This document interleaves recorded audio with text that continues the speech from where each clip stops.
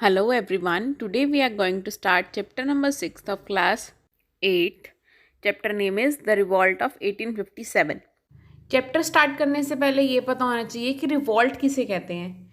जब कोई भी ग्रुप या कोई लोग किसी भी अपनी हायर अथॉरिटी के अगेंस्ट जाते हैं, उनकी बात नहीं मानते हैं, उनकी कोई पॉलिसी नहीं मानते हैं, तो उसे बोला जाता है रिवॉल्ट। तो ये 1857 का रिवॉल्ट जो है, इसके काफ़ी सारे कारण रहे थे। उन कारण के बारे में हम इस चैप्टर में पढ़ेंगे। और रिवॉल्ट का नेचर क्या था, और रिवॉल्ट सक्सेसफुल हुआ या फेल हुआ, फेलियर के कारण क्या थे, और क्या क्या चीज़ें थी, सारी चीज़ें हम इसमें पढ़ेंगे। तो स्टार्ट करते हैं ग्लोसरी से। First one is revolt. जैसा कि मैंने आपको बताया, an attempt to end the authority of a person और ग्रुप बाय रिबेलिंग, कि अपना गुस्सा दिखाना, अपना विद्रोह दिखाना अपनी हायर अथॉरिटी के खिलाफ और उनको बिल्कुल खत्म कर देना। Next is mutiny, an open rebellion against the proper authorities specially by soldiers और sailor against their officer. Mutiny बोलेंगे उस हिस्से को, कोई भी सोल्जर्स हों या मेनली जो सोल्जर्स होते हैं वो किसी के खिलाफ, अपने ऑफिसर्स के खिलाफ कोई भी विद्रोह करते हैं तो उसे बोलेंगे mutiny. Next is massacre, an indiscriminate and brutal slaughter of people. जब हम इकट्ठे लोगों को मार देते हैं, चाहे उसमें सही लोग हैं गलत लोग हैं, उसमें सब जब हम इकट्ठी काफ़ी सारे लोगों की हत्या करी जाती है तो उसे बोला जाता है massacre. Next is chieftain, the leader of a people और क्लैन। लीडर को बोलते हैं सरदार जैसे बोल देते हैं, तो उसको बोलेंगे chieftain. Next is permission, the cancellation of a debt, charge और पेनल्टी। परमिशन का मतलब होगा जब हम किसी के भी डेट मतलब कर्जे को माफ़ कर देना, या फिर कोई फीस माफ़ कर देना, या कोई पेनल्टी माफ़ कर देना, that is permission. Next, we will study about the causes of revolt. The first cause is political causes. The annexion of state by the subsidiary line system and the doctrine of lapse created unrest among the rulers of India. The rulers of Hyderabad, Mysore, Tanjore, Jodhpur, Jaipur, Bundi, Bharatpur were forced to accept the subsidiary line system. The states of Satara, Sambhalpur, Jaipur, Bhagat, Udaipur, Jhansi and Nagpur were annexed under the doctrine of lapse. Audh was annexed in the pretext of misgovernance. Thus, nearly all ruler came under the control of the company. Political causes में सबसे पहले point में बताया गया है doctrine of lapse के बारे में। तो जो लॉर्ड डलहौजी थे, गवर्नर जनरल ऑफ इंडिया, इन्होंने डॉक्ट्रिन ऑफ लैप्स लागू करा था। डॉक्ट्रिन ऑफ लैप्स लॉ के अकॉर्डिंग क्या था, कोई भी अगर उत्तराधिकारी, किसी भी राजा का उत्तराधिकारी नहीं होता तो सारा का सारा राज्य जो है वो ईस्ट इंडिया कंपनी को मिल जाएगा राजा की डेथ के बाद। जैसे मान लो किसी का बेटा नहीं होता राजा का, तो उसकी डेथ के बाद उसका सारा राज्य जो है वो ईस्ट इंडिया कंपनी के पास चला जाएगा। और जिसने अपना बच्चा गोद लिया है उसको भी वो राज्य नहीं मिलेगा, और ना ही उसे कोई भी बेनिफिट मिलेगा पेंशन का। तो इस डॉक्ट्रिन ऑफ लैप्स पॉलिसी के सारे खिलाफ थे, और ये सबसे बड़ा पहला पॉलिटिकल कॉज था कि लोगों ने रिवोल्ट को शुरू किया। Next is the princes of the states were denied the right of succession. The company did not recognise adopted son of Rani Lakshmibai of Jhansi as their heir to the throne after the husband's death. अब रानी लक्ष्मीबाई के husband की death के बाद उसके बेटे को जो है वो राज्य संभालने को नहीं दिया गया, और ईस्ट इंडिया कंपनी ने साफ साफ मना कर दिया कि ये जो लड़का है, क्योंकि वो अडॉप्टेड सन था रानी लक्ष्मीबाई का, उसे अडॉप्ट किया गया था, कि इसे ये राज्य जो है ये नहीं मिलेगा। तो ये भी एक कारण रहा। Next is the Nawab of Carnatic and Tanjore lost their royal titles. जो नवाब थे कार्नेटिक और टेंजोर के, उनसे उनके टाइटल्स छीन लिए गए। जो रॉयल टाइटल्स थे, जो कि खानदानी उन्हें टाइटल मिले हुए थे, वो उनसे छीन लिया गया।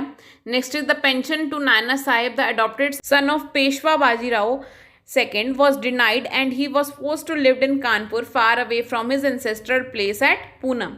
जो नाना साहेब की पेंशन है उसको भी बंद कर दिया गया, क्योंकि जो पेशवा बाजीराव ने नाना साहेब को अडॉप्ट किया था और उन्हें मजबूर किया गया वहाँ से दूर जाने को, और कानपुर में रहने को भेज दिया गया।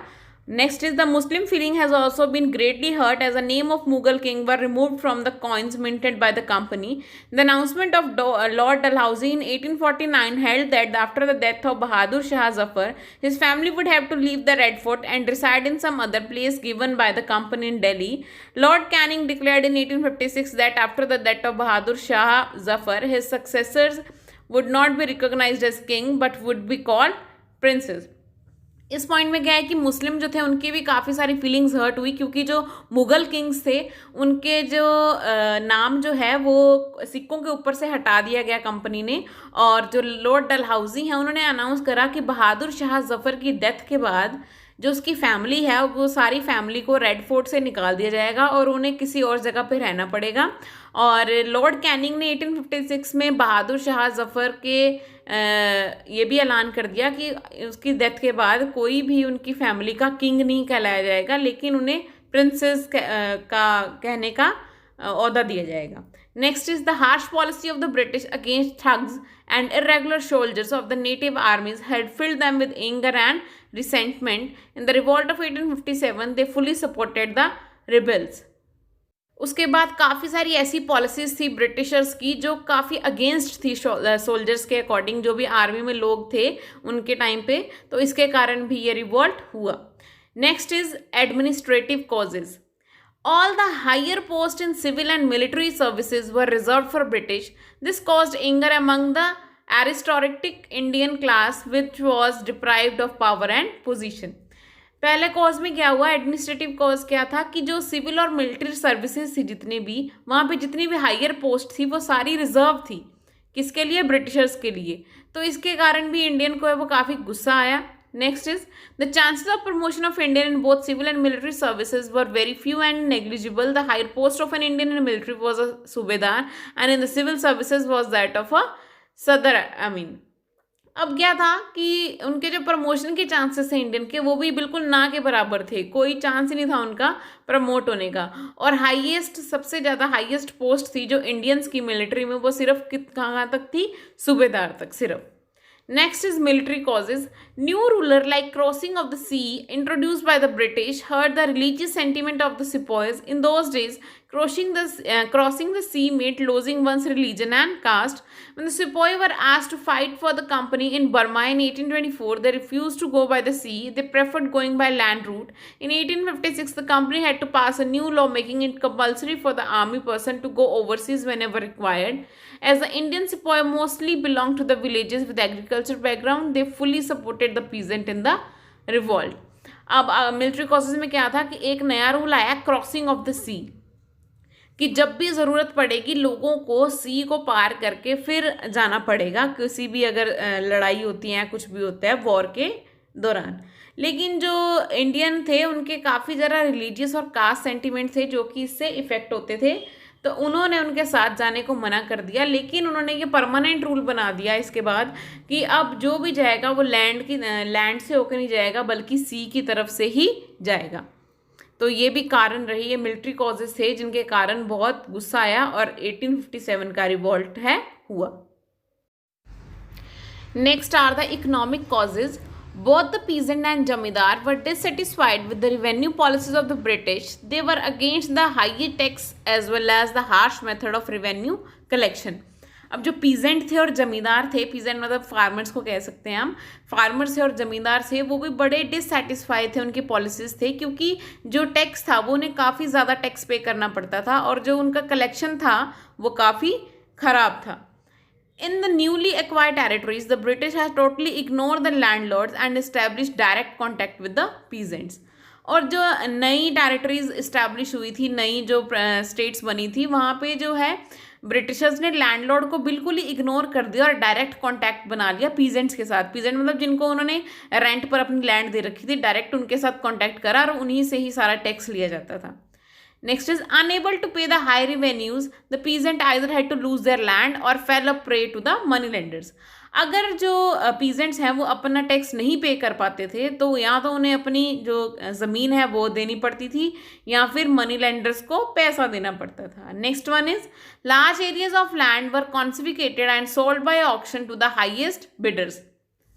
काफ़ी सारा लैंड का एरिया जो है वो ऑक्शन, उसका नीलामी करी जाती थी और जो भी सबसे ज़्यादा बोली लगाता था उसे वो लैंड जो है वो दे दी जाती थी।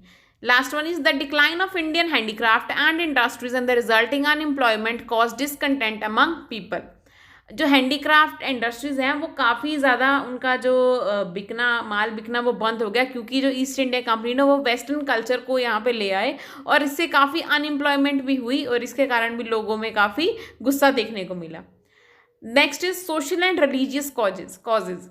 The British considered themselves as superior to the Indians. They described the Hindus as barbarians and the Muslim as cruel and intolerant. अब जो ब्रिटिश हैं वो अपने आप को काफ़ी ऊपर मानते थे इंडियंस से, उन्होंने हिंदूज को बारबेरियंस कहना शुरू कर दिया और मुस्लिम को एज अ क्रूअल और इनटॉलरेंट, कि ये तो कुछ टॉलरेट ही नहीं कर सकते, ऐसे ऐसे अलग तरीके से बुलाना शुरू कर दिया. The British officer often assaulted and insulted the Indian publicly and were let off with little or no punishment. जो ऑफिसर थे ब्रिटिश ऑफिसर, उन्होंने जब वो जगह जगह पब्लिकली कहीं भी इंडियंस की इंसल्ट कर देते थे. Third is the Christian missionaries tried to convert the Indian to Christianity. They got full support to the British, who extended extra facilities for them. In 1850, a new law made conversion to Christianity easier. तो जो Christian missionaries थी उन्होंने Indian को है जैसे उनको बोला कि आप क्रिश्चियन बन जाओ, कन्वर्ट करना शुरू कर दिया. तो ये भी बड़ा खतरनाक कारण था.